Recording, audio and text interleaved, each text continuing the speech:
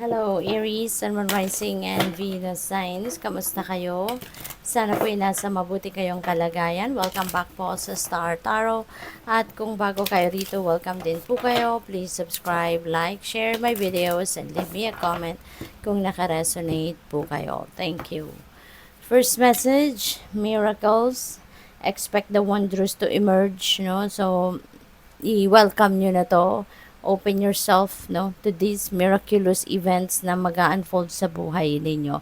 Expect that wonderful things, experience a situation may come in sa buhay ninyo, Aries. So, po pwedeng totally a surprise ito para sa iyo or maaaring ito ay mga kasagutan sa inyong mga dasal. So, ayun, just align your energies with these miraculous events, no?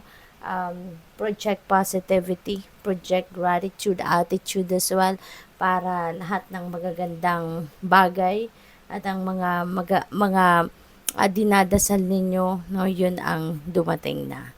So, what else? We have desert passage, trust there is a divine plan. Okay? Paalala ito sa inyo na magtiwala ka na merong plano ang divine universe para sa iyo. Lahat, no? Lahat tayo merong kanya-kanyang plano na dinesign ang divine universe para sa bawat isa sa atin. Okay? Kaya magtiwala ka lang. Even if may mga situation dito na hindi nag-unfold according to what you want, according to your will, huwag kang mag-alala kasi something way better than that is unfolding in God's perfect timing. Okay?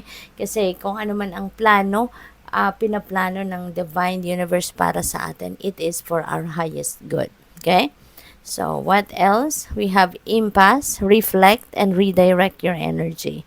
Okay? Kasi, baka ang iba sa inyo rito, wala sa, tawag dito, hindi, siguro kung ano ang pinagkakaabalahan ninyo sa ngayon, maybe that is not the right thing for you to focus on sa ngayon. Baka hindi yan yung sakto ngayon sa panahon, no, para sa iyo. Kaya maaaring meron ditong something na inihanda ang universe para sa iyo at yun ang dapat na pagtuunan mo ng pansin.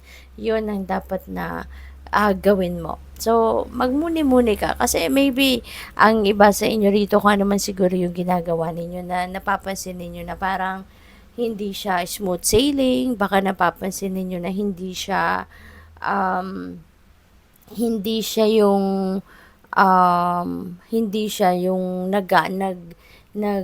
unfold smoothly, 'di ba?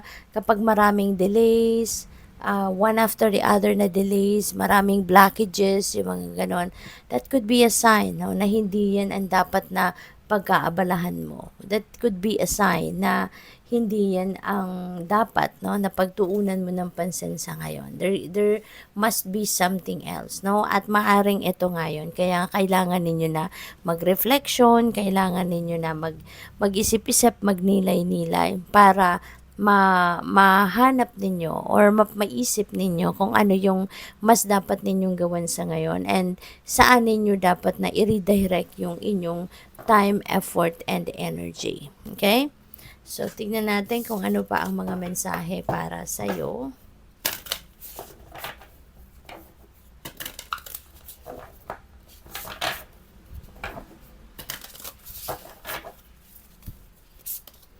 We have focus. Ayan. So, kailangan lang din ninyo ngayon na mag-focus.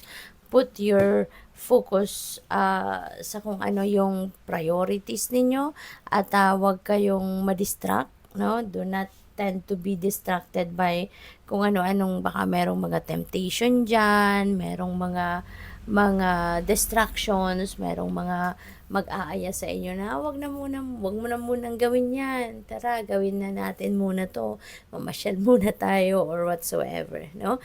So, focus on your priorities. Okay?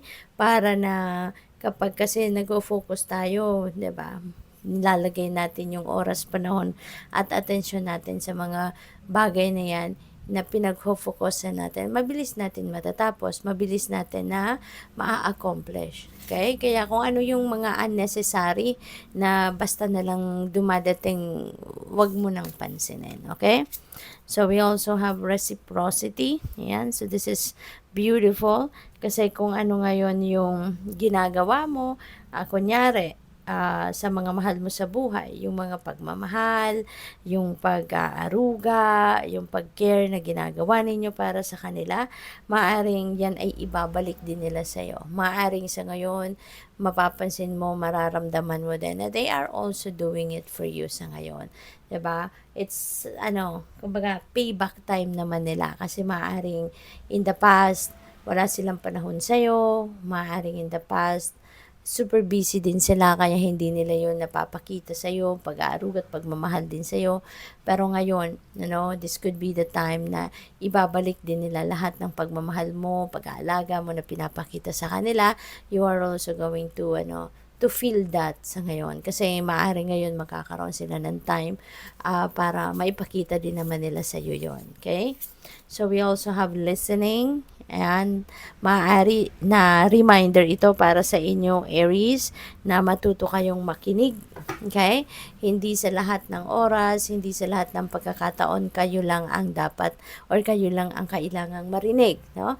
Ng mga mahal mo sa buhay or ng kung sino man sa trabaho, mga ganon. There is also some instances na kailangan din natin na makinig din sa kanila.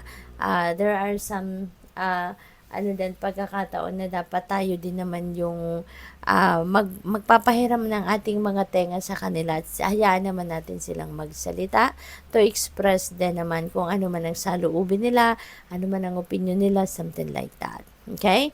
So, not at all times, no, tayo lang ang dapat pakinggan. Sometimes, tayo din ang dapat na makinig. This could also be about listening to your intuition. Okay? There could be divine guidance, no? Divine guidance na binibigay or pinapadala sa inyo ang divine universe sa ngayon at importante na lagi kang makinig, lagi kang mag-tune in, magtiwala ka sa inyong mga naririnig because those are divine guidance. Okay? Those are guidance for you from the divine. Alright? So, that's gonna help you how you're going to navigate your life. Okay? Good luck sa'yo. Thank you for watching. Love and light. Namaste.